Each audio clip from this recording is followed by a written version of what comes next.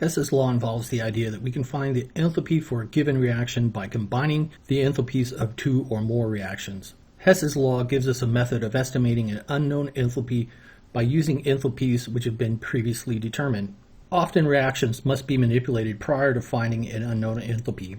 Here we discuss how changes to a reaction affects the enthalpy of reaction. If we multiply a reaction stoichiometry by a number, the enthalpy of the reaction is also multiplied by that number. In this example, we've multiplied the reaction stoichiometry by 2. This means that the new enthalpy of reaction, ΔH2, is equal to the initial enthalpy of reaction, ΔH1, times the number that we multiplied the reaction by, 2. Here we've divided the reaction stoichiometry by 2. The enthalpy of the new reaction is equal to 1/2 of the initial enthalpy.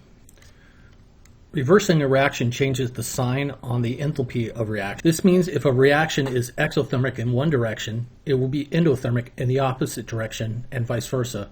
This concept is important, and we will see it again in later chapters in this textbook. In this example, we have reversed the reaction by exchanging the reactants and products. The new enthalpy is found by simply reversing the sign on the initial enthalpy.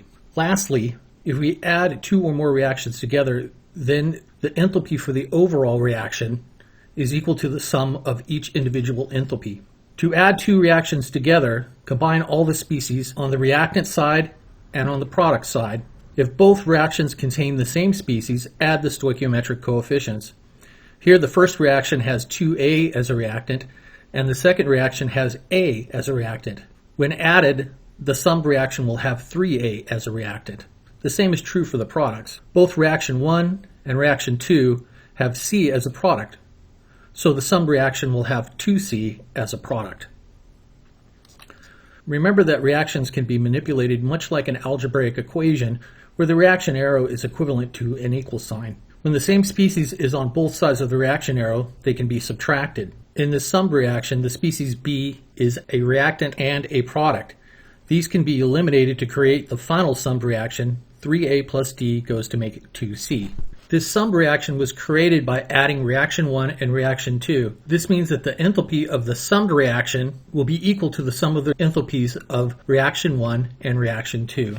Let's look at a sample problem using Hess's law. Here we're asked to find the unknown enthalpy of reaction. This means that we must manipulate these reactions such that when they are combined, they are equal to the unknown reaction. First, look for species in the given reactions which are not present in the unknown reaction.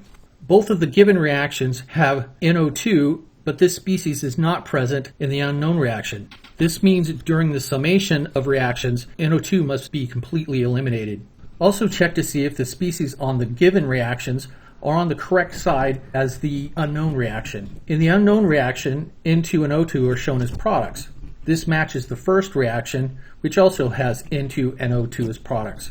The unknown reaction has N2O4 as a reactant. However, the given reaction 2 has N2O4 as a product. This means that we will have to reverse the direction of reaction 2.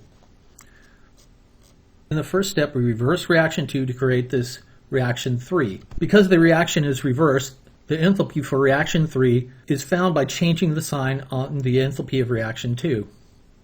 This makes the enthalpy of reaction 3 47 kilojoules per mole. Next, we add reaction 1 and 3 together by combining the reactant species and the product species. Because there are two NO2s on both sides of the reaction arrow, they both can be eliminated. The final summed reaction is N2O4 goes to make N2 plus 2O2, which is the same as the reaction initially asked in this question. Because the summed reaction was created by adding reaction 1 and reaction 3, the enthalpy of this reaction will be equal to the summation of the enthalpies for reaction 1 and reaction 3. Because those enthalpies were given, we can add those two numbers together. We find overall that the enthalpy of the unknown reaction asked in the question is minus 7 kilojoules per mole.